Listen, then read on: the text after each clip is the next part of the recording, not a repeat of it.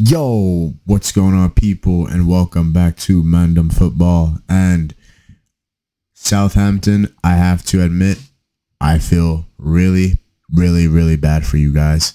And Aaron Ramsdale is right to come out on Twitter and absolutely say, you can't be serious. Because Southampton were robbed. First of all, credit to them and credit to Brighton. It was a good game. Both teams played very well. And I don't understand this whole rule with VAR and the referees. I have no clue what they're doing whatsoever. It makes completely no sense to me, right? Game is 1-1. Both teams have scored. Matoma has scored, right? Player on Southampton scored. I can't say what his name is off the top of my head, but good game. 70th minute comes. Tyler Diblin gets past one. Nutmegs Matoma, right? Plays it out wide. Yeah, a player on Southampton plays it through. So the thing that happened was Armstrong, the ball went past Armstrong underneath him, and then Archer finished it as it went past him to finish it. So basically, like, crossed it in on the ground. Archer scores. They deemed it as an offside call. However, he was actually onside, Archer, but definitely Armstrong was in an offside position. So VAR confirmed that the call was an onside goal. So the goal would have standed, right? But the issue is that Armstrong was in an offside position, right? I honestly don't understand, not an offside position, but he was impeding with the goalkeeper.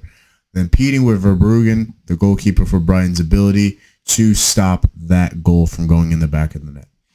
I'm going to say this right now. That is one of the dumbest and stupidest calls and rules that's put out there. And again, there is a lack of competency with the referees in the Premier League for that to stand. That makes absolutely no sense whatsoever.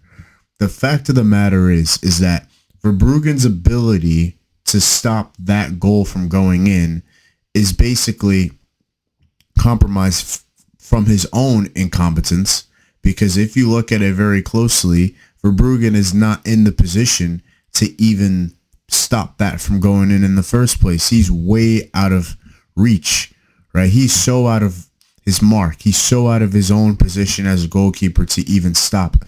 He had so much space and room for Archer to put it in the back of the net. So nowhere near Verbruggen's ability was it for him to stop that. It was always going to go in the back of the net, no matter what.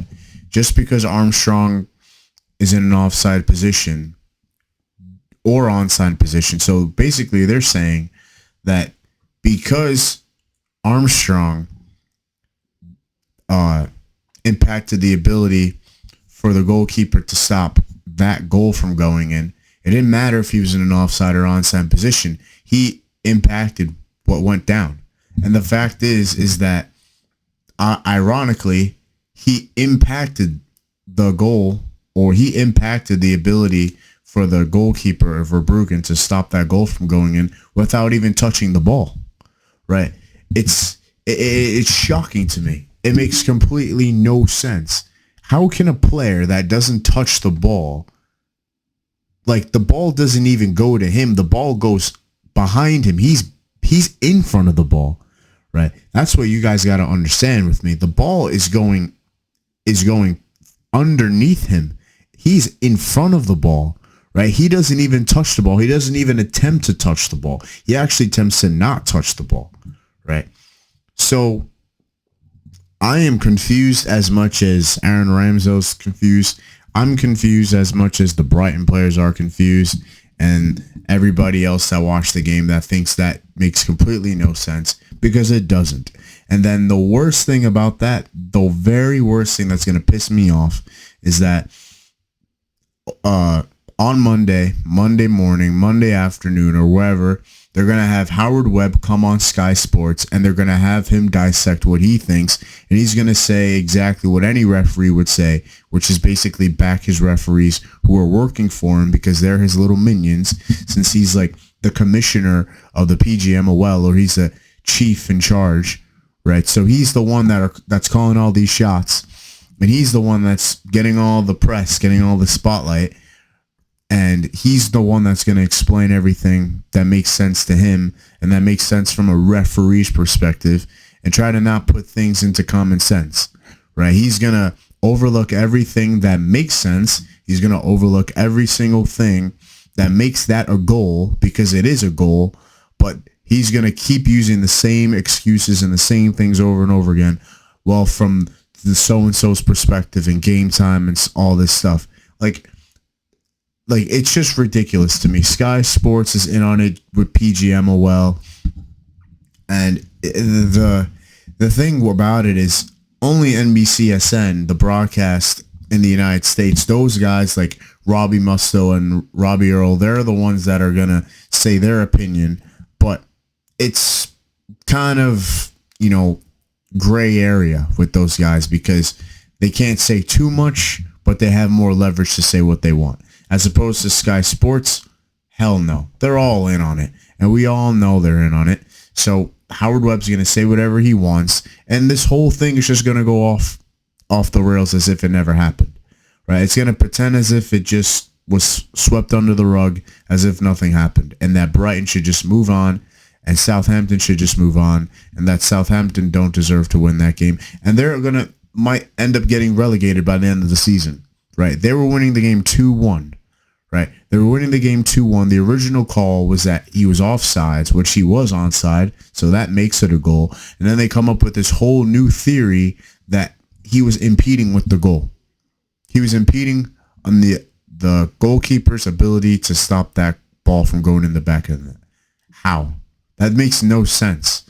And the funniest thing about this, guys, the funniest thing is that the defender was actually was too slow to even get to the ball in the first place. So whoever the Brighton defender was at the time, he was too slow to even defend that cross from coming in, which, by the way, I have not heard anyone talk about.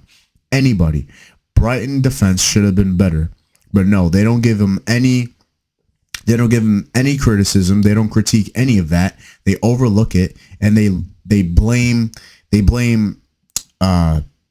who was it? Armstrong's. They blame Armstrong's position for why the ball didn't go in the back of the net and why it wasn't a goal for Southampton. It's ridiculous. It's absolutely ridiculous, and I don't understand that whatsoever. That makes absolutely no sense. So instead of looking at Brighton's defense, which has been shaky in the game, especially in that given moment, they're not going to look at that. They're going to look at everything besides the reason as to why it was a goal in the first place, originally.